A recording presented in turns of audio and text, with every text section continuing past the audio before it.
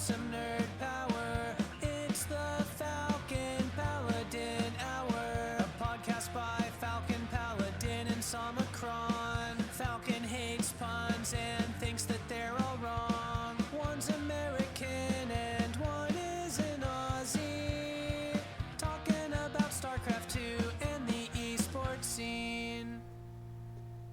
Hello and welcome to the podcast. Falcon Paladin has lied to me, ladies and gentlemen. He was like, you can go ahead and start. I'm just going to grab a quick water. I'll be back in 30 seconds for the theme song. What a liar. What a big liar this man is. Oh my god. Welcome to the podcast. Good of you to join us. Quite, thank you. Only took you slightly longer than the theme song, by about twice its length to show up.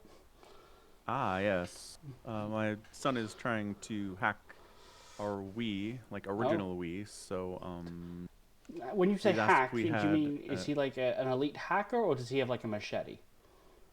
neither. It's just following instructions online, so I mean, hacking, yes, but he's not, He's a literal like, script he's kiddie? not, yeah, there you go. Okay. I think most people are. I think, Most- I think it takes a pretty rare person to actually sit down and be like, how do we end up getting, Doom running on this Wii natively, Right. Is that what he's trying Yeah. to do? No, not that in particular. He just wants to be able to, like, load ROMs on it and stuff. Oh, okay. Whatever. Yeah. Fair enough. Yeah. Ooh, 55 months. Holy smokes. Look at that. 55 Bam, what's up, months. Bovine? Bovine Hey, is Bovine. here.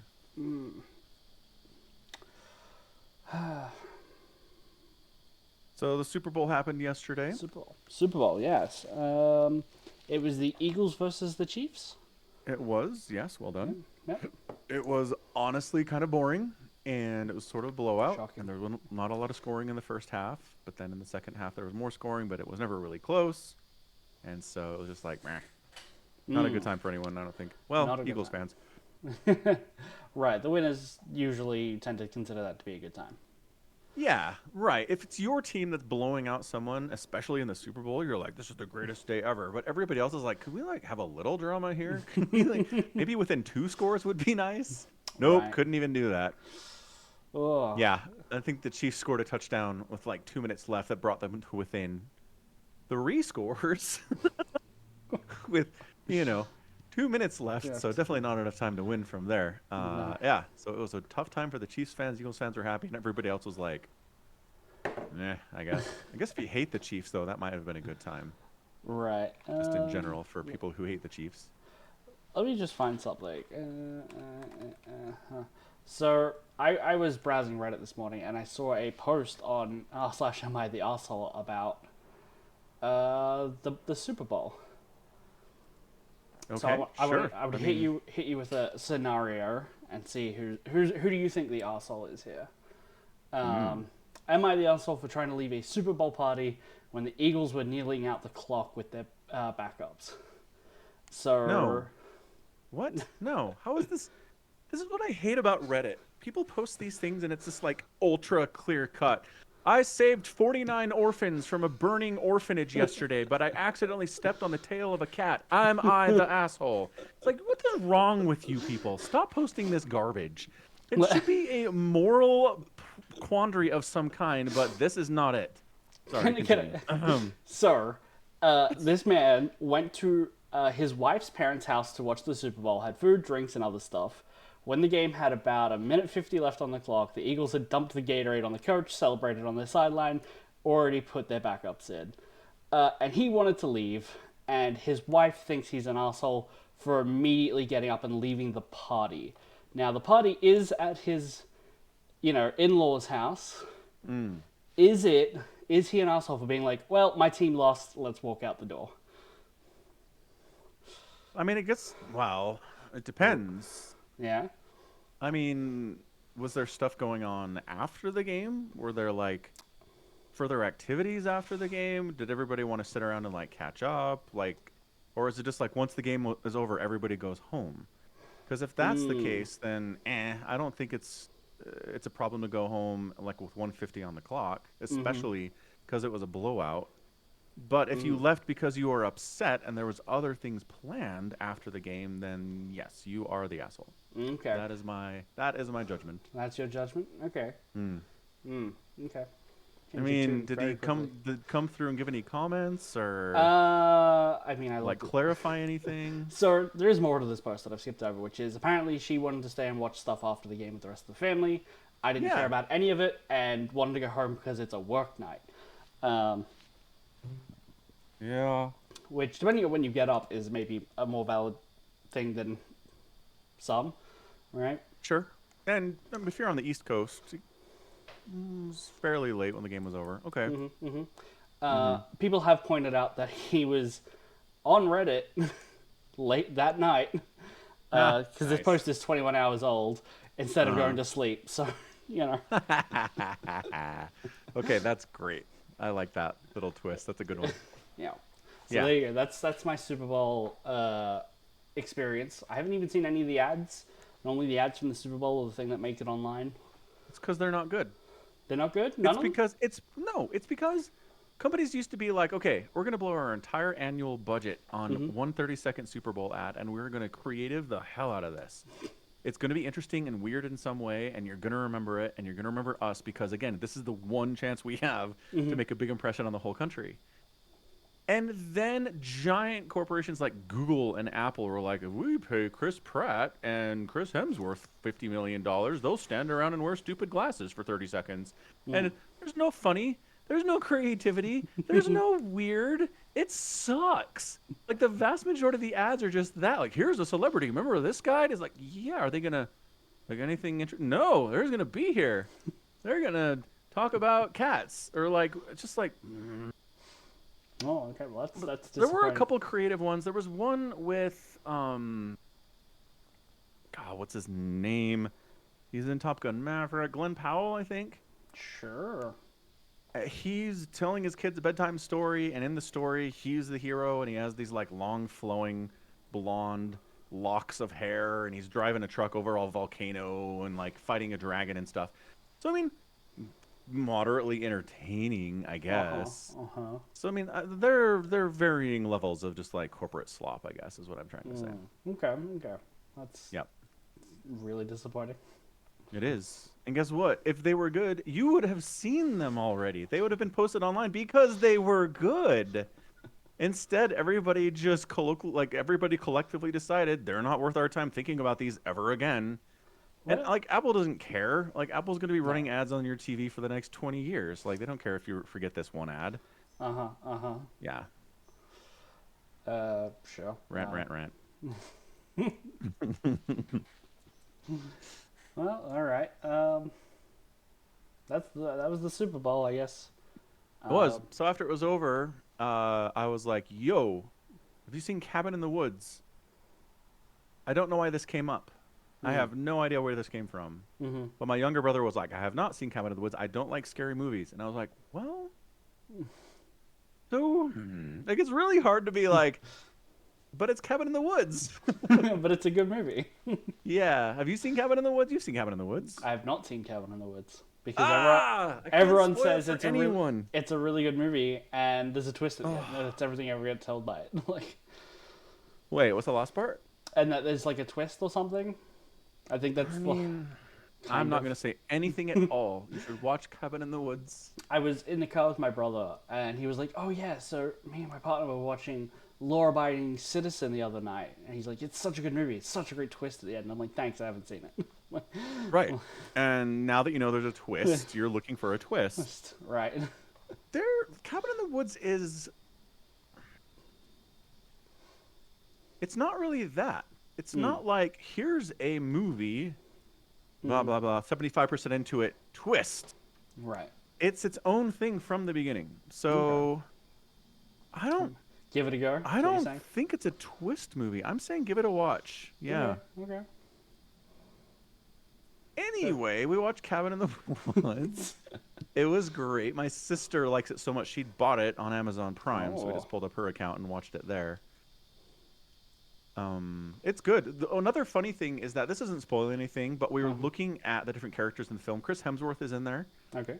like 2011 Chris Hemsworth, right? So he's Right. done Thor, but he's pretty young. Uh-huh. He has an amazing career after this movie, but literally every other actor in this film is like, the last movie they did was Cabin in the Woods. It's like, Oh, really? oh, like nobody got a career off of this film except for Chris Hemsworth, who'd already been established, to be fair. But No, nothing yeah, says good movie like career ending. I know, right? But it's come on, you've never talked to anyone who's like, man, Cabin in the Woods sucks, Yeah, that's fair. I've right? never heard It's that got opinion. right 92% on Rotten Tomatoes, 7 out of 10 on IMDb. I want to see what the box office was. Was it like a total flop? Maybe. Made $70 million worldwide On a budget of on a budget of God, 800 million. $30 million. That kicks Okay. ass. So it made its They money. did it. Yeah, and then had like 10 million left over. It's pretty good. Mm-hmm. Yeah. Another thing is that this was produced and written by Joss Whedon, who is okay. ultra Yep. canceled right now in Hollywood. Right. So, For good reason. yeah, for good reasons. Absolutely. Yes. But man, I'm watching this movie and I'm like, oh my gosh, this writing is so good. Like, Joss, why are you a colossal asshole? You have a talent, Joss. Like, oh, I miss it. I miss the Joss Whedon dialogue. It's just consistently great. Mm. Anyway, you should watch Cabin in the Woods, I guess. I will give it a go. Considering it's not just me telling you. I went to go and actually hold on before I transition away. I do have one more bit of Super Bowl talk, which is my favorite subreddit possibly of all time is r/Super Bowl. Right. Right. The Superb Owl. Superb Owl. Yeah. Yes, it's a good one. It's a everyone. I hope they see a bump every year with the Super Bowl going on. That is I'm sure they do. just me plugging that because it is a great sub to follow. Anyway, I went to go and watch Severance on my Apple TV account because I have like 12 more days before my trial is up, and it was just like, no, you can't watch Severance on a trial. Wow. So they're like, yeah, like you can get a trial of everything else on Apple TV, but Severance, you got to sign up and pay for it. Yeah, apparently. That's insane. What the heck? Yeah, that really annoyed me. It just would not click on it. It just like, no. Because that's weird. Because okay, so this is weird, but I have an Apple TV account that I used to sign up for Severance when it was originally airing back in like 2021, right? Whenever it was. And I went to sign into my account on my Roku, and it was like, because you have a Roku, you get a 3-month trial of Apple TV. And I'm like, but I'm signing into the same account. You know I've been here before. Right. Like, why are you giving me a trial of your service? And they're like, it'll expire in June. And I'm like, okay. So that's weird. I bring it up because you couldn't watch it on a free trial, and I totally can. They just hate Australians is all it is. Yeah. Also, I'm super unhappy with Apple TV as like a streaming service. It is so janky on a PC. Maybe it's better on an Apple machine, but it is real dog shit. Like the website? Yeah, it does I've not. been using the website. What's wrong with it? It's just like you click on it and then you wait for forever for things to happen, and like you pause it and it freezes, stuff like that. Trying to find your subscription is several steps removed.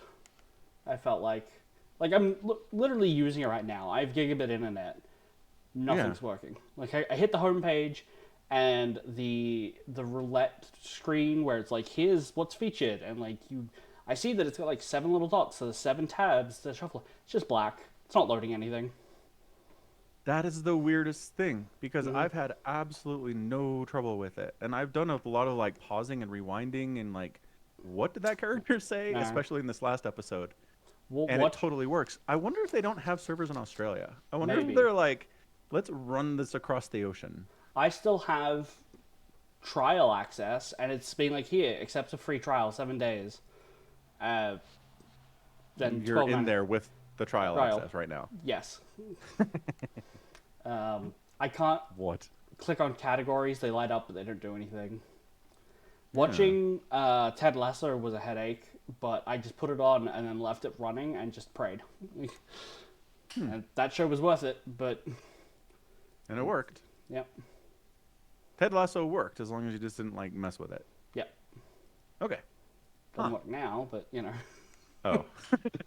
but for the time. But for the time, nothing works now. And like, I went to sign in on Saturday when we were doing our stream, and it was like, your account's been locked. You need to reset your password. Right. I remember that. Yep. That's a terrible experience. I must say, I would not enjoy using Apple TV's website either if that was me. Mm-hmm. Huh.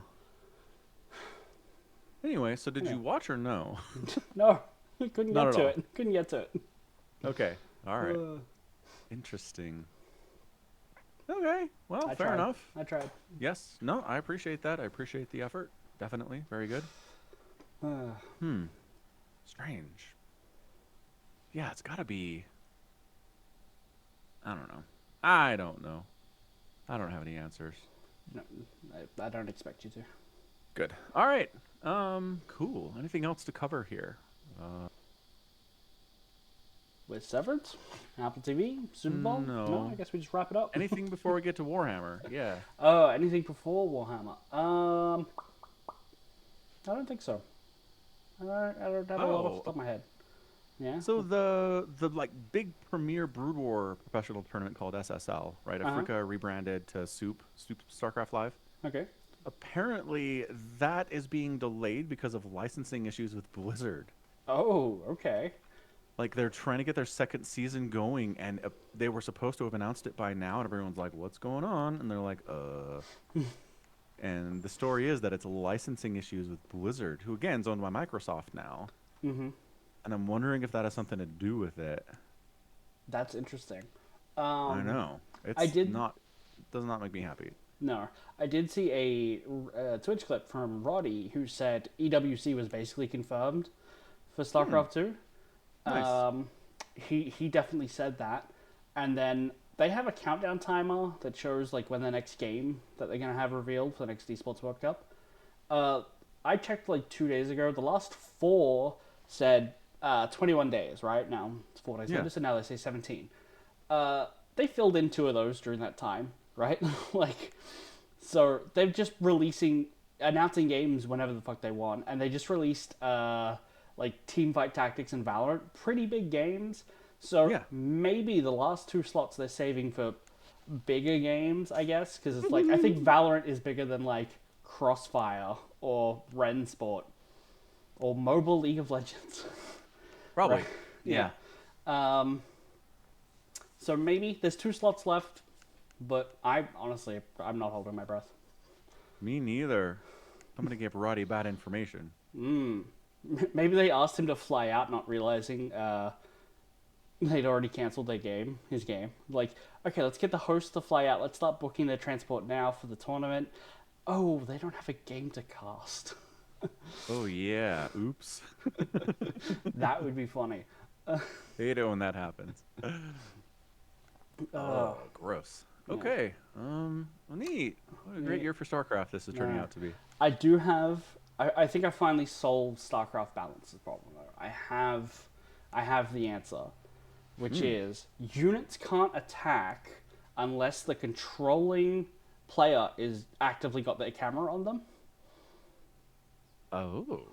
So they can't even defend. Okay. The exceptions are spine crawlers and static D and stuff like that. So Cannons and yeah. I mean, that would basically make every pro play like every platinum level player. Well, I'm trying to Right? solve the game for platinum players who are just like, oh no, I lost my army because I wasn't looking, right? Which, But that's not. well, I suppose that still happens. I mean, But- that low, I would argue they're staring at the army the whole time, and they're not macroing back home, and that's why they're losing, right? Maybe. I just feel like I'd like to see that game where players have to be looking for their army to be Yeah. attacking, right? Yeah, that'd be interesting. Yeah, I think that would solve all the problems. It'd break the game, but it'd be solved. You know. In some ways. It's solving a Rubik's Cube by buying a pack of stickers, right? Like, you know? Yeah. That's the idea I had the other day. I think it would work. Man. Amazing. Interesting idea, to be sure. Yeah, because you couldn't set up just a drop or a liberator harassment to go across the map because you got to sit there and watch it. So players who feel like multitasking, who get attacked and pulled apart from multiple sides, they'd be fine because Yeah. not everyone's Cyril. I mean, I think it might actually make Cyril even worse as a player, like harder to beat because he can just between camera locations non-stop. Yeah, I think it's got some valid points there. Definitely. Yeah, we'll call it in. We'll talk to the Balance Council, Yep. and they'll listen to you, and it will happen. Yep. For sure. Amazing. All right, Warhammers. Warhammers. What did we read this week? It's called Ravenor, the Omnibus. Wow, I just read Ravenor because I already owned the books. I'm not buying them again. So the first one is just called Ravenor. Yes. Yes, But you've got got all three. This is a trilogy, but I've had to tell you when to stop. Did it make it clear when the book ended? Yeah, there's a Okay. big here, let me. Because this was a concern that it would just run on like one big book. Yeah. Yeah.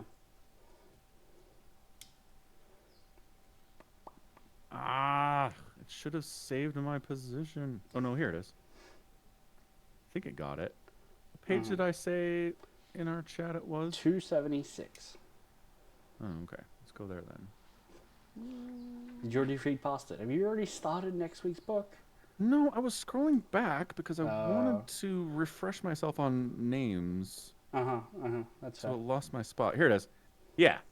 So it goes, it's like blah, blah, blah, blah, blah. And then there's a big page that says Thorn Wishes Talon. And I was like, I don't know what that means. But it's like in giant font. And I was like, that probably indicates a break of some kind. You're holding up your phone and it's just Mordor in the background. Like it's. Oh, right. It's not picking up the phone? Yeah, there you go. It's in my face. Okay, if Does that it's in your work? face, it's fine. Yep. Okay, great. Okay. Nice. Yeah. See, there you go. Yep. Thorn Wishes Talon. Okay, And I was so- like, that doesn't, I just stopped there. That was it. Okay, so you know Glossia, the world's easiest safe password. Yes. There is a short story that is technically set in between these two books, and they're telling you to go read it. Oh. You don't really need to, and we Okay. will get to it in the Magos, because the Magos is a bunch of short stories, and Thorn Wishes Talon is one of them. So, you can either do what I did, which was buy Thorn Wishes Talon individually on audiobook, and I think it's like a 1 hour audiobook, Yeah. which you have to pay full price for, Lame. or get it again in the Magos.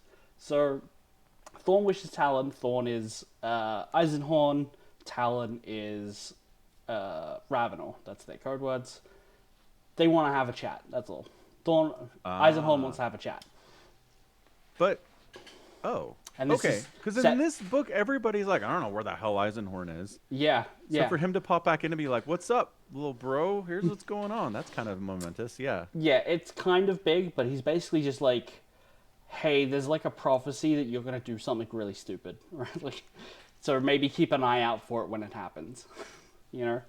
Does he have any more details than that? Yeah, I just don't want to spoil it, because, Okay. I mean, look, I'll be honest, if you want to go read it, buy the Magos, find where it is in that, and then just read it ahead of time. Uh-huh. I can't stop you. It's good. It's a good short story. We get to see what Eisenhorn's been up to post Eisenhorn books. This book is very post Eisenhorn. As we have Karaswal and Harlan Nail both working for Ravenor now instead of Gregor. Eisenhorn, yeah. Yeah. Right. Yeah. Yeah. But that is not stuff we've read. So let's talk about what we have read. Yes. Let's do that. Which this book is even more of just like a gritty detective novel, where it's like, Totally. here's an inquisitor running down some drug dealers. That's it. Yeah. I mean, it's warp-infused drugs, so it's a Yeah. little more along the lines of what an Inquisitor does. Right. They don't really care about other drugs. It's just the one that's warp-infused for some reason. Yeah. Yeah. Yeah. Hmm. Right. So yeah, it's just them trying to dig down where this is coming from. They're talking to different people. They're trying to find people who are using, find people who are dealing, low level into high level, go up the chain, up the chain, up the chain, and figure it out. Yeah. I mean, this is modern cop TV shows do this stuff today. Really nothing unfamiliar there. Yeah. Yeah. The Yeah. only things that really stand out is that it's set in 40K. So basically, the first city we're at is kind of Blade Runner. I've heard it described as, where it's like, acid rain and everyone's indoors, or not. They're just getting acid burns. The rich people have people who basically hold an umbrella for them to keep the acid off them. And then you contrast that with like all the people who are like turning to drugs, and like Zale, who doesn't know how old he is, but is like a drug user, and he's like, well, maybe I can get a job out of turning over this guy to Jenny X, the most cyberpunk name they've ever put in a Warhammer book. Yeah. So that's the first city. There's a little bit of like dealing with the actual police, where Car Swole is getting puppeted by Gideon Ravenor and is like arrested by the cops. Yeah. And then I have to go and like get her out. We see a little bit more of those cops. They return in the next book to, I think I have a bigger part in it. Okay. But what was the thing? There's a lot going on with the cops, right? Like we get a lot of details. It's Dan Abnett doing world building, where he wants to tell you about how the cops work, and it's like, oh, that's on their computer, and like they've got some politics where they maybe not getting funding because the planetary governor's building his own like secret police, and they're doing everything. So there's politics, there's crime, and then there's the Inquisition. Yeah. And I mean, it's just a big enough place that, this is still the same. Like, the bigger the city in the world today, like, the more crime there is, the more corruption there is, the more money's flowing in and out. And so same thing in Warhammer. The bigger a place is, the more terrible it generally is. Yeah. So, yeah, that's all happening. So, who was your favorite character out of the new gang? 'Cause there's a couple of new faces, like Yeah. Zeph Matthewin, who's fun. He gets puppeted really easily. Yep. Easy puppet. I wrote good conduit for possession in his notes. Yeah. Patience No. Kiss. What's interesting is you asked me this on Friday when we were streaming, and I was like, I don't know. And then I read a bunch more, and I finished story, and I was like, I don't know if I like any of them. Like, they're interesting. Okay. They're interesting characters, and they're well developed, and I think they are. I like reading about them, but I'm not like I like any of them. I don't. When I'm asking you which is your favorite character, I don't mean which one do you want to invite over for dinner. Okay, fair enough. Right. I feel like this book, Harlan Nail is mostly like a lot of his character is done with Zale.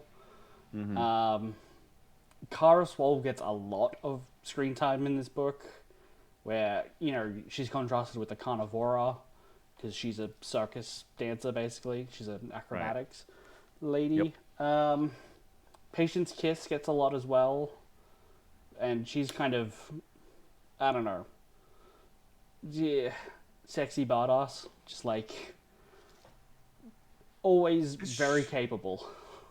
Right.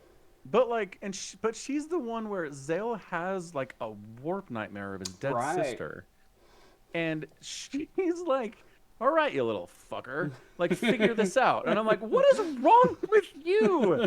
This kid is a drug addict. His whole family is dead, and he's having these like horrific nightmares. And you're like, nah, like don't hug me, like nah, go back, like stop bothering me." It's like, you're the worst person I've ever met. What is wrong with you as a human? That was great. Yeah, pretty not nice. I do like when they're together, but the ship's been like taken over, and he's like, "Oh, the guy has some guns in his room." like what? She's like, "Who told you that?" He's like, "The guy did." And then, He also specifically told me not to tell anyone. right. But this is an important situation. It's probably okay, Zale. Yeah. Probably, yeah. Yeah. Yeah.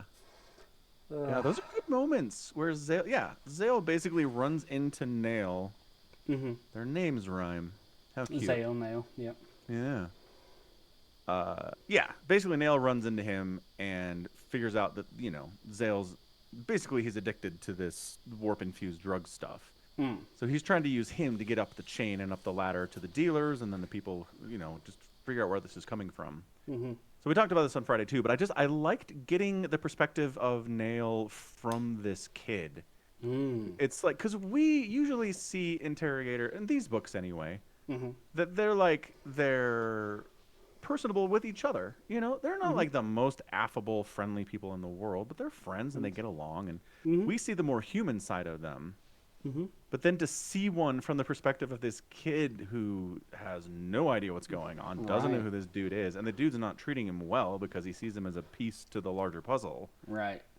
Yeah, you just see him as like just a hard, cold bastard more than anything else. Who can go into Jenny X's place and kill half a dozen moody hammers and and lose a finger, but still punch a guy with a hand, right? Like, that's scary for this kid, and we don't get to see how Harlan is really humanized by his friendship with, like, Kara Swall and Patience Kiss and Calthonius a little. Yeah. And Ravenor. Yeah. This book is called Ravenor. Ravenor feels like a supporting character. Like, he is the Inquisitor, but, like, and the motive force for, like, why the investigation's happening. Yeah. But I feel like a lot of his team do most of the heavy lifting in the book is, like, and I get it, he's in a force chair, he can't actually physically do a whole lot, but Yeah, he's Professor X. right. Totally. Yeah.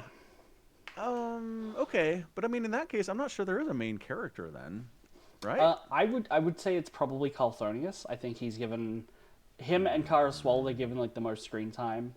Carl is given a lot of character progression in, like, losing his arm, losing his sense of self-identity with, like, his clothes that he can't wear anymore because of the arm, and then turning to Flex, Yeah, and the whole part towards the end where the ship's been taken over and he's like, I am terrified to try anything. Right. And all these random crew people look to me as a part of the team, and I'm a big bad interrogator, and I should be able to handle myself and deal with this, but I can't. And he has this whole thing about, like, bravery. He's like, I'm not brave enough to try anything. It's like, yeah, but also there's this part where you tried going over different options of what you could try to do here, and they all ended with you being shot in the face. So it's like, maybe it's not bravery, kid. Like, maybe sometimes, like, staying alive is really the only option. Right, yeah. I mean, that's the interesting thing about Calthonius, is he's, like, very knowledgeable, and he's the interrogator, so he's the only one of the group that actually holds that rank, which is Inquisitor in training, right? Ravenor was Eisenhorn's interrogator. The rest of them are just, like, support people. But Calthonius isn't a guy who wants to get his hands dirty. He is capable on the first city where he, like, gets attacked. He has a gun. He knows how to use it. He can handle himself kind of, but he's not good at it. He loses an arm, and then at the end of the book, he's, like, afraid to even try. At the end there, like you were saying, and so he's this kind of prim and proper kind of guy, but he's maybe kept around because he's actually, like, a polymath genius level of, like, investigator. He's just a guy who can sort through information. He's almost a replacement for Uber Amos in the series. Patience Kiss has the recurring line of, like, the stuff you know, because he's just full of random facts and bits and bobs, or the ability to look them up. Yeah, that's a fun little passage for sure. Yeah. Huh, interesting. And even when they're on the, like, the trading planet, when he loses his arm, yeah. like, even then, he's not capable of getting out of there on his own without being puppeted by Ravenor.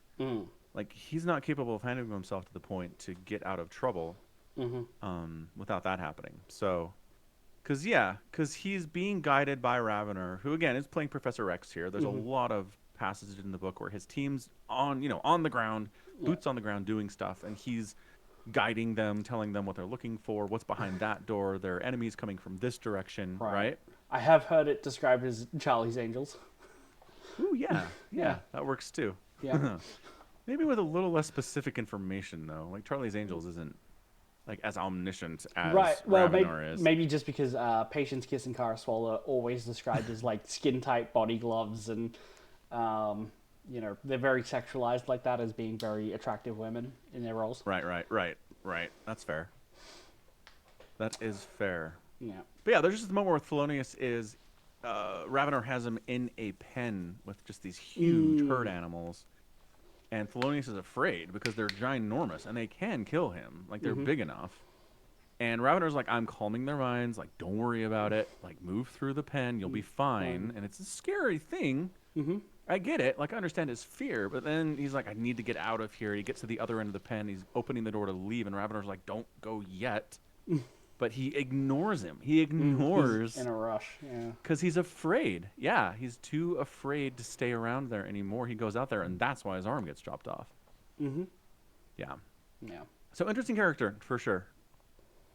I don't know that I'd consider the main character. I don't know. I don't know. I know who the main character is, and he's not introduced until the last third of the book. It's Sholto Unworth. The man with the most quotable lines of all of Warhammer. How did you enjoy reading his dialogue? I mean, it's right off the bat. You're like, okay, so this guy knows big words, but he is not using most of them correctly. But he's so confident about it. It's a really, really interesting character quirk to give someone.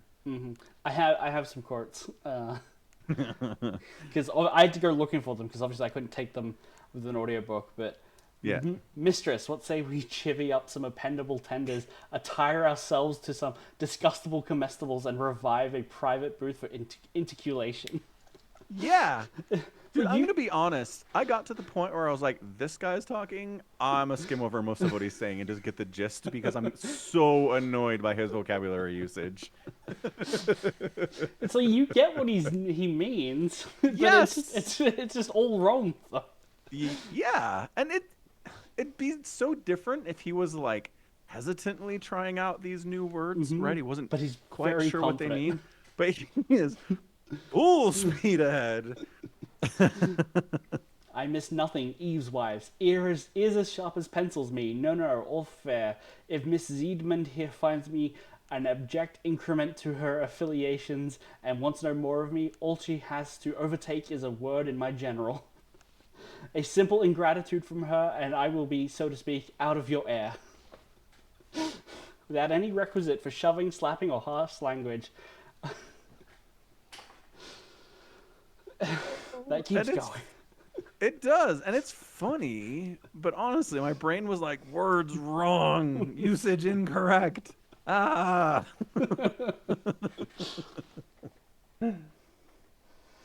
But honestly, great idea. Like, genius idea for a character. They're really good. Yeah, he's fantastic.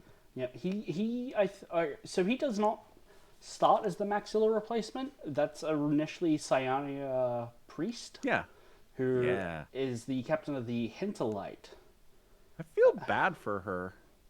Yeah, why? Because when we meet her, the very first time, she's like, dude, remember that business we had? It sucked. It was the worst, and I am still, like, scarred by it. I still have trauma from this. And Ravenor's like, we'll be fine this time. Don't worry. Like, nothing bad's going to happen. And then all the bad things happen. And I'm like, all right. So they keep talking about how the contract with the Inquisitorium is coming up soon. And I'm like, there's no way she is renewing this contract. She is done with you guys at this point. Yeah. And for good reason, too. I'd be so pissed off if I was her.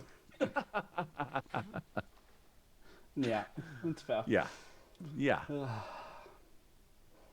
And yeah, the whole time, she gets locked out of her own ship. She gets kidnapped. She gets her life threatened. She gets shot at. She gets her mind raped by this incredibly powerful psyker. Like, nope, done, gone. None more of this garbage. Like, let me haul goods and stay away from the Inquisition at this point. I do think she's I don't know. I think maybe when they give her a chance to act as like a field agent at Firetide or whatever it is, Yeah. and also just as a note where they're like interrogating this rogue, but not a rogue trader, but a rogue trader, who's like, "Oh, how do you get in on Flex?" And he's like, "Well, there's a buy-in. It's 750,000 in credits." And he was just like ashamed that he couldn't like pony up to buy in, right? Yeah. And Yeah. then Ravenor was just like, "Well, Miss Priest, how rogue could you be if I just gave you that money?" And it's like, oh, an Inquisitor just carries around in pocket change more than what this trader who makes a living from it, even selling illegal goods, doesn't have, you know? Right. Right. So, she gets given a little bit of an opportunity to, like, talk to Sholto Unworth and try to find a way to buy in. And I think she kind of enjoys that briefly, you know? Right. Yeah. So I don't know. Maybe if that had gone better, she might have renewed her contract with the Inquisitorial. Sure. Maybe. Maybe not. Maybe not. Maybe not. Maybe not. So, I don't know. How'd you feel about the trap that like Ravenor very neatly falls into here? So the trap is just that, like, when on Eustace Majoris, the secret police from the governor, like, they meet at the Carnivora, and they're like, "Great, we'll come with you. We'll help you out." And it turns out they had been mind probing the prisoner at the same time to mold his answers and drive Ravenor to go to a certain place at a certain time. Yeah, and like in a way that all Ravenor senses is truth, Right. which like I mean I don't have a lot of books under my belt, but I've never seen that before. I've never seen a psyker probing someone's mind, picking up on nothing but truth, and it's totally a lie. Like that is some skilled But- molding, you know? But he does note that, like, his brain is, like, easily susceptible. It is kind of mushy. Like, what he's saying he either believes or is the truth. But he does, like, notice that there's something up with this guy's mind. He doesn't know what. He does. But, But not not enough to the act point on. that he doesn't walk full blindly into this trap. Right. Yeah. Well, and then there's the point where when they're on the planet where what's his face loses his arm. The ranch world. Yeah, the ranch world. Yep. I forget if it's Kara or Kiss or Patience. They're like, "Hey, Thelonious needs our help. He's out there. They're hunting him. We have to get him out." And friggin' Kinski and whoever else is down there, Madsen or whoever, is like, "We're bailing. Like, fuck that kid. We're leaving. We don't want to get caught too." Right. And they leave. And I guess it's I think it's probably Kiss. It's Patience, right? yeah. I think it's Patience. She's the one who finds Yeah. him. Yeah. Right. And so they get Thelonious. He loses an arm, but they get him back to the ship. And Ravenor's like, "I'm going to go have a stern talking to with these guys. I'm not bringing Kiss because she will kill them."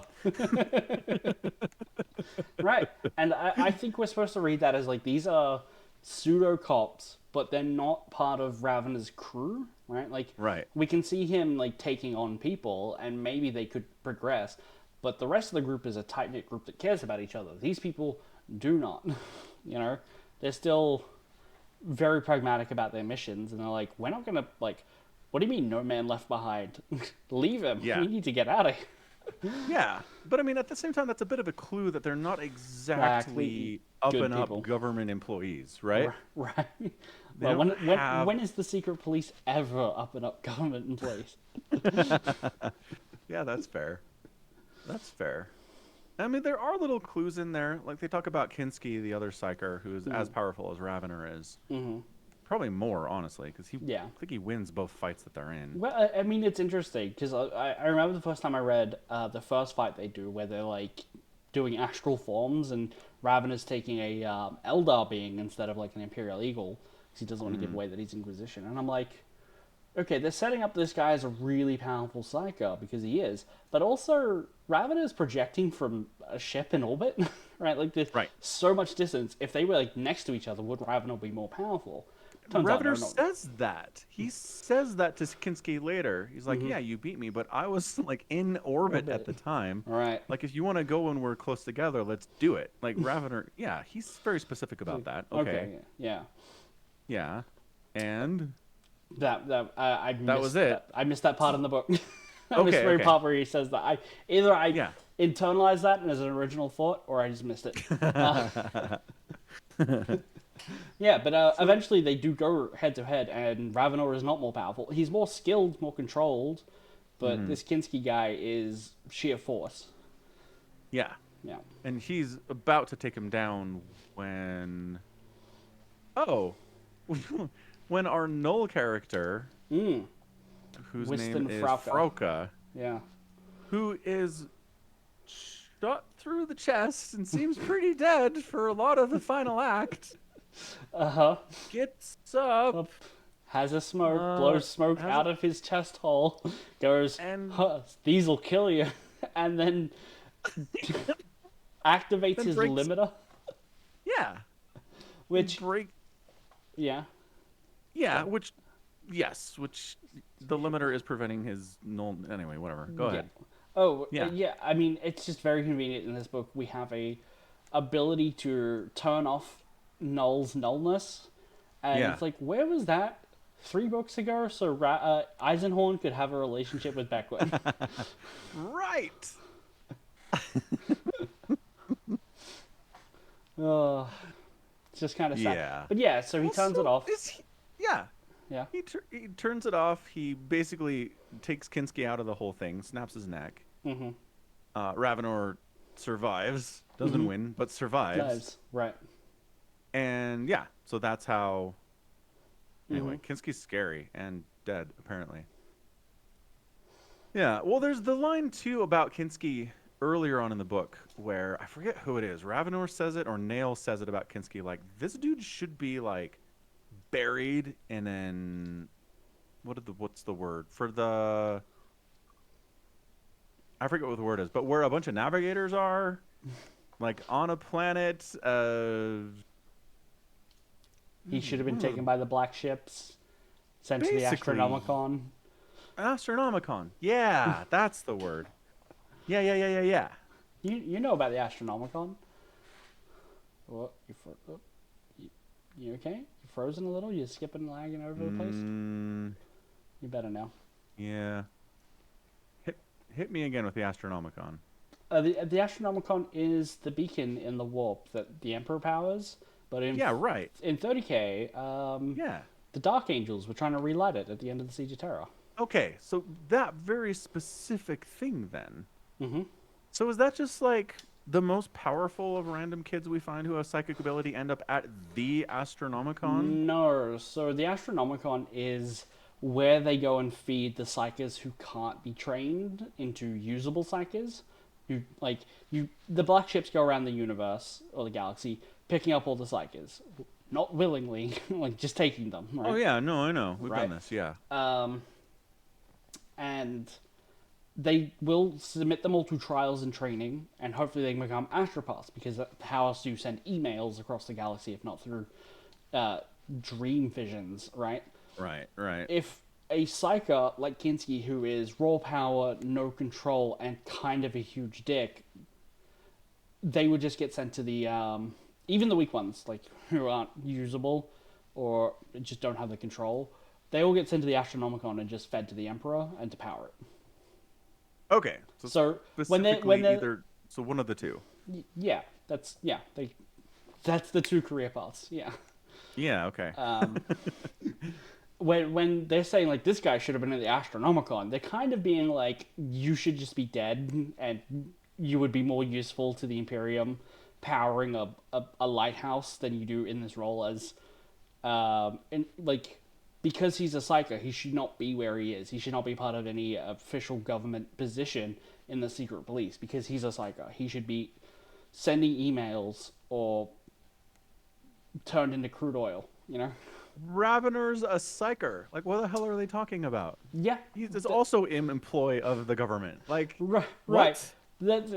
Yeah, so there is a third path, which is, like, Eisenhorn also mentioned he got picked up by the black ships, right? And so Yeah. Inquisitors can, of course, use their authority to pull people out of that pipeline, right? That is an option, right? Okay. So yeah. So either to the Astronomicon or we make you an Inquisitor. Yeah. Yeah, there is also a fourth option, which is Grey Knights. So Yeah. they're all psychics, so you need psychic children. Which, okay, so it's a little bit of a spoiler, but Zale, as a Yeah. character, Right. he's a psychic. He's a very passive psycho. Ravenor's very interested in him because he's like picking up his telecommunications, and Yeah, which is a really fun moment. Because you're with Nail in this like, this underhive where all these poor people are running around. You're trying to figure out what's going on, and he's talking to Nail to his mind constantly. So you know what it is, right? You know what Ravenor is saying. You understand their relationship, and then the Zale kid picks up on it. right. You can hear Ravenor's voice inside the kid's head. Again, I'm reading, but they do a good job of being like, "This is Ravenor. He's listening in on this conversation. He doesn't know what's going on." Right. Yeah, it's really good. Yeah. So And then Ravenor's like, "Hey, take the kid. Like, bring him back with you. He's Br- picking up on our conversations. Like, something's going on with this kid." right. Yeah. So I don't know how much Dan Abnett had planned for this because this book came out in 2005. 7 years later, another author, Aaron Densky Bowden, who does great work, would write a Grey novel, a Grey Knights novel, and there's it's a good book, and maybe we'll get to it, but I want to mention it because you'll forget. There's a plot twist, like at the end, where it's revealed that the character at the end is Zale. Like he's all grown up, he becomes a Grey Knight. Like after all of this shit with Ravenor hands him off to the Grey Knights. And they like turn him into a space marine, but he loses his memory. Right. Huh.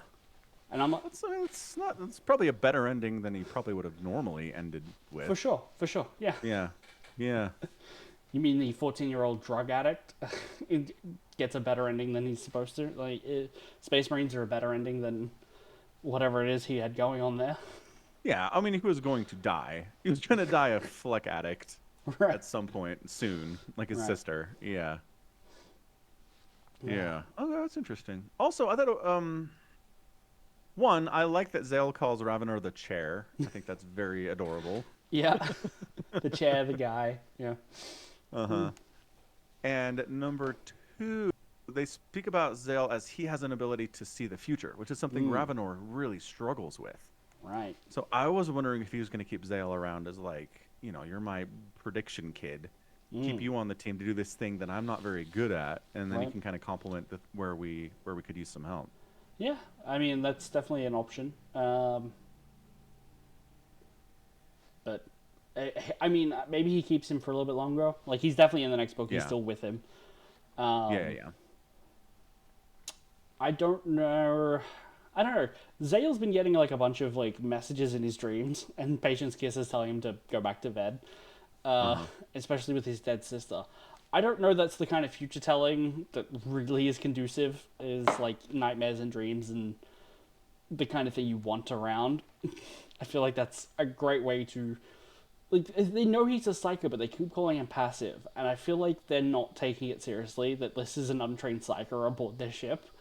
Right. You know? I feel like even Kiss, who is a psycho, right? She's a telecom, but still a psycho, is like... She makes a joke where it's like, oh, thank God you aren't touched, otherwise you could have really worse dreams, you know? All your nightmares could be warp infused. He's a psycho, Kiss!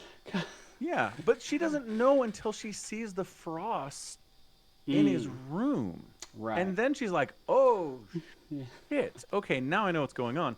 And she goes to Ravenor and she's like, you know this kid's a psycho, right? And Ravenor's like, yeah, picked him up. He's a Fleck addict. He's the only Fleck addict we found who's also a psycho, so we figured we'd keep him around. And it's like, are you going to tell anyone?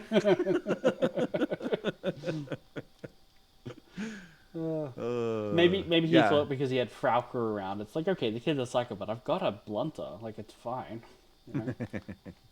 Maybe. I still think it would have been nice to tell the rest of the team.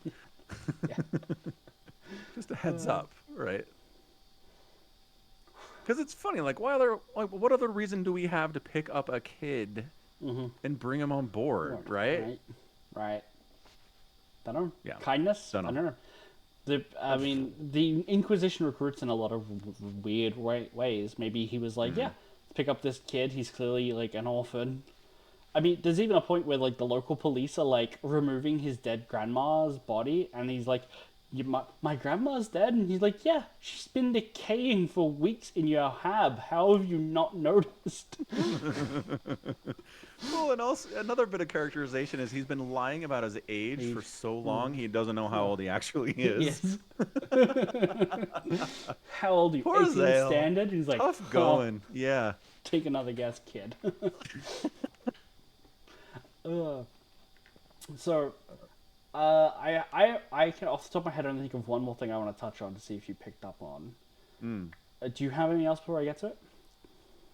Any bits of the book you want to point out or that you enjoyed?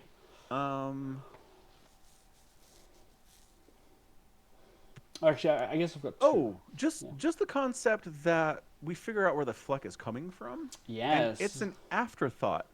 Like, for whatever reason, this Ministerium is paying rogue traders to go grab just old discarded computers and tech from dead worlds that were warp infused. So there was a warp outbreak or like a demonic incursion on a planet, and so the Inquisition goes, "No, these planets are banned. You can't go there because warp taint, right?" And this one planetary system is like, "Hey, building new computers sucks. It's expensive. We don't want to do it. We could just send people to sneak in, grab all this old junk tech that's been laying around, and add it to our own, right? You know?" Yeah. And because of that, they go there and they find Flex. They find glass, flexed glass, and they look into it and they get high and they have trippy warp visions and dreams and stuff. And it turns out selling that as a drug running turns out to be more profitable than the computers. But why do they... And then the government at the time is like they know about the Fleck trade, and it's an after effect of what they're doing, and they just don't care about it. They're like, keep it on the low, like, let's not make this a big deal. You can keep selling this as long as you keep running for us. Right. Yeah. That was one of the two things I just remembered. Yeah. Okay. So the one question is, what are they doing with these computers? Because I think Ravenor basically says it, which is like, if they hadn't been doing the drugs, they hadn't gotten greedy with the money, the Inquisition probably would have never found out about the computers, right? Right. Which they should have known. They're like, this Flex stuff is warp infused. That probably won't attract the attention of anybody we don't want their attention from. Like, come on, guys. Well, yeah, I don't know. I don't know that the common person goes, "Hey, there's this cool new drug. You just like look into this glass and then you get high." Is warp magic? Like, it's not the common person, but you'd think the people in charge of an entire friggin' planet would figure it out. Sure, but they're also like hereditarily gained positions of extreme wealth of nobility where they're like, "You mean there's a new drug I can have just by looking into it? Sure, hook me up." Right? Like, these are supremely corrupt people. I just think somebody at some point would have been like, "This is warp shit, and the Inquisitors are gonna come for us. We better shut this down." Yeah, and maybe somebody tried, and they're like, "Nah, don't worry about it. Like, we're out of the way. The universe is a big place. The galaxy's huge. Right. Like, whatever. They're not gonna stop by here. You know." Maybe. Or maybe they were like, "Yeah, but how about all this money we're making in?" It's like, yeah, but come on, like, how much money is the risk of running afoul of the Inquisition? Honestly, I don't know. There's got to be a number for everyone, right? I know, but everyone dies. Like, everyone involved in this is dead at the end of the book. Well, sort of. Obviously, they're still not everyone. Like, they still have an investigation to pull out to carry on in the next book. Yeah. Okay, so the last thing that I'll mention, which is we get a brief when they like come across this ship, and they're like, "Oh, we want to interrogate the captain. Please let us board." You know, they mention that this guy's bloodline is one of Lillian Chase and the Cognate School of Training. Right. Yes. Do you remember who Lillian Chase is? She has come up. Not at all. Okay. Not even close. In The End and the Death and the Siege of Terror, who's the Remembrancer? The old guy. He was Yeah, Cinderman. Cinnamon. That's it. Yeah, he ends up in a library with a library assistant. At the end of the death, they're like, "Oh, what was your name?" And she's like, "Lillian Chase." Oh, That's a huge reveal. It's being paid off almost 20 years later. Even though this What? book is set 10,000 years later. Right. Okay, but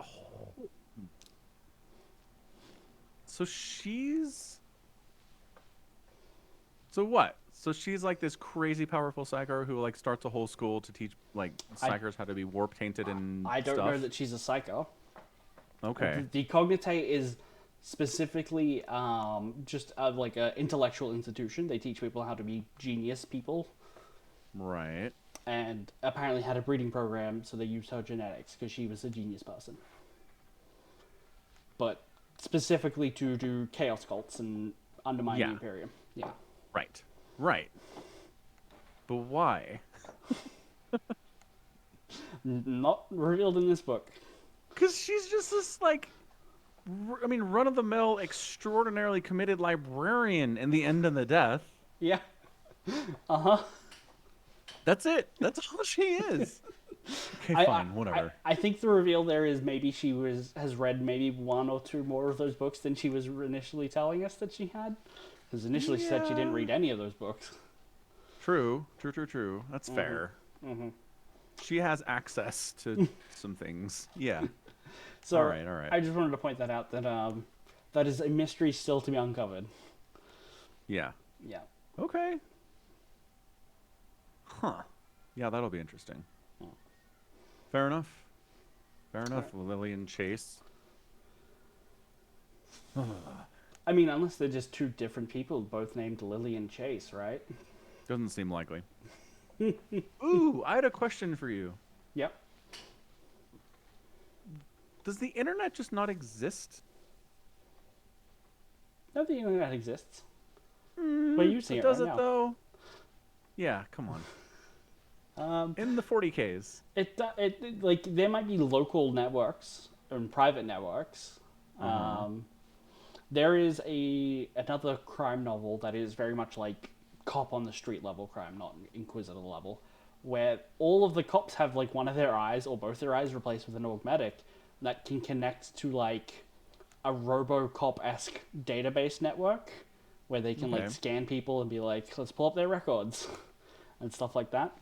Yeah, I get that. So that's But the there's- internet. True.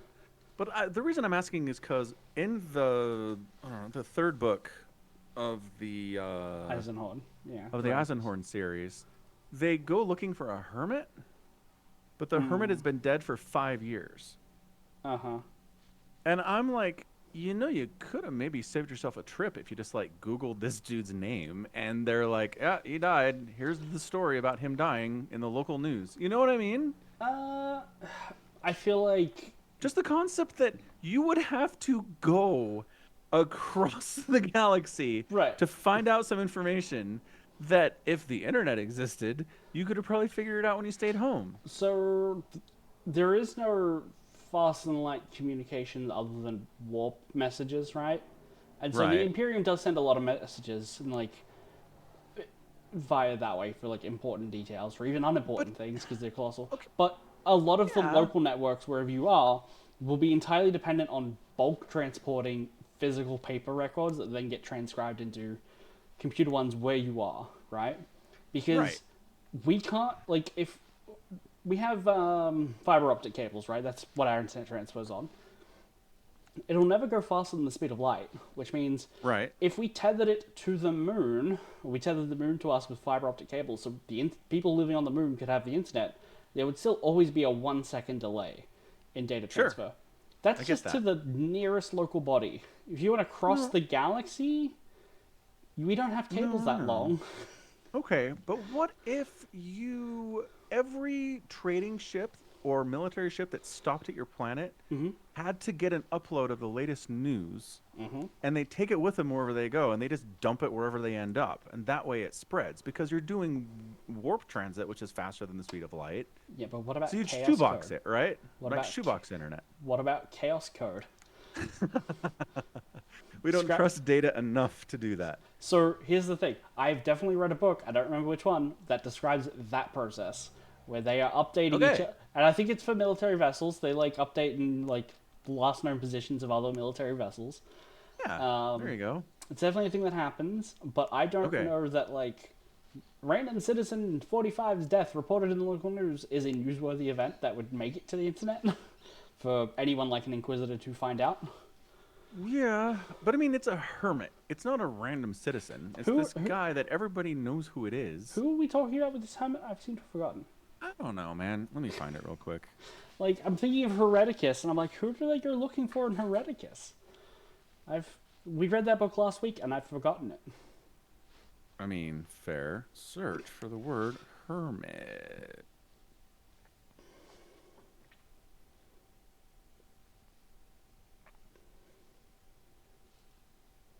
No, it wasn't. Okay, so it wasn't in Hereticus. Maybe it was in Malleus.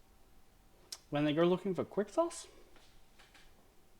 No, I don't think so.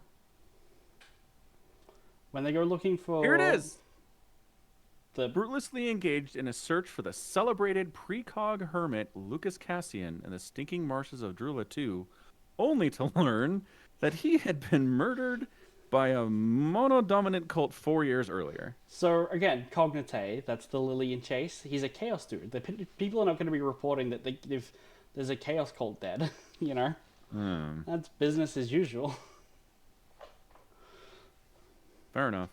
And I mean, this isn't part of the story. It's just, for some reason, he has this aside where it's like, I spent the first 4 months of 342 doing some of this stuff. And it's like, does it have any connection to the story at all? No, not really.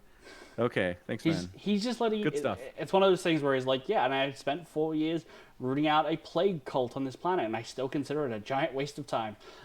Yeah. Even though it was good work, it was a waste of time at the time. You know. Yeah. All right, fair enough. So again, the galaxy's a big place. I don't think... Maybe the Inquisition could do it, right?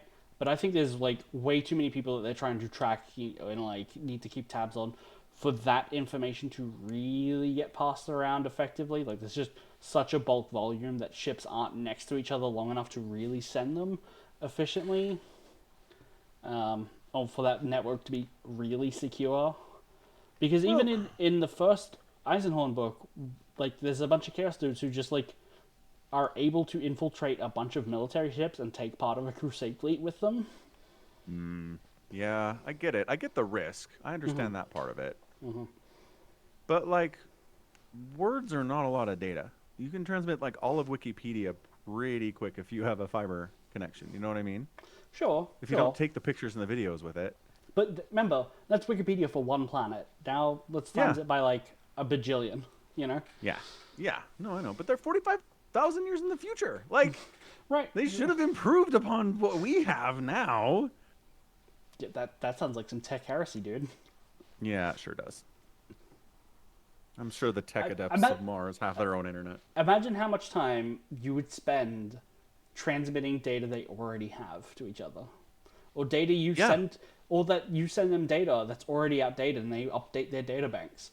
Like, that is the kind of thing they put in codexes where it's like, this tiny little planet called Cadia accidentally got tied for 10 regiments of the Astra Militarum because they thought it was the other Cadia, you know?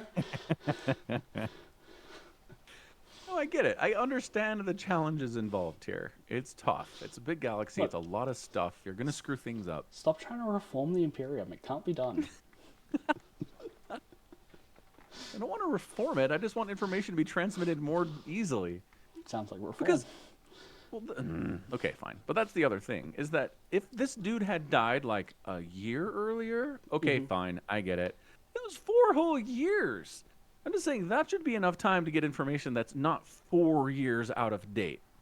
Depending on where Too you're much going. to ask is what you're saying. Depending on where you're going, 4 years could be the travel time to get there. Yeah. How do you get information faster than where you can get to? Like, well, because warp travel does whatever the hell it wants. Maybe you found a warp route that took 2 weeks. Like, I don't know, man. Right, but that's not the story. All right, fine. I'll let it go. Good stuff. So I continue reading the omnibus. Next, I will be reading Ravenor Returned. That's not what it says in my book. It just keeps going. Well, I'm telling you, that's the next book in the series, Ravenor Returned. Okay, fair enough. Yep. Yep. Uh, Oh, one thing I did want to mention too. Oh no, I said this on Friday already. But there's a moment where Ravenor kind of like tries to probe the mind of a Fleck addict and gets dropped into some oh, like right, he warp gets stuck stuff. in there. Yeah, and there's a moment where he has his body back, and he's like, "Oh, this is actually kind of nice. I miss this." And it's like, "Oh, this is really sad." Yeah. And then it ends, and it never, like, he's back to being a melted husk of a human being. But Right. bad times. Bad times. Poor Ravenor. Oh, and the other thing, the way that he writes Ravenor with a first-person perspective, everybody else is third person, and whenever it's a Ravenor passage, it's first-person perspective. So that's why he's the main character. There you go. Oh, okay. Yep. Yep. It's fair. The book is called Ravenor.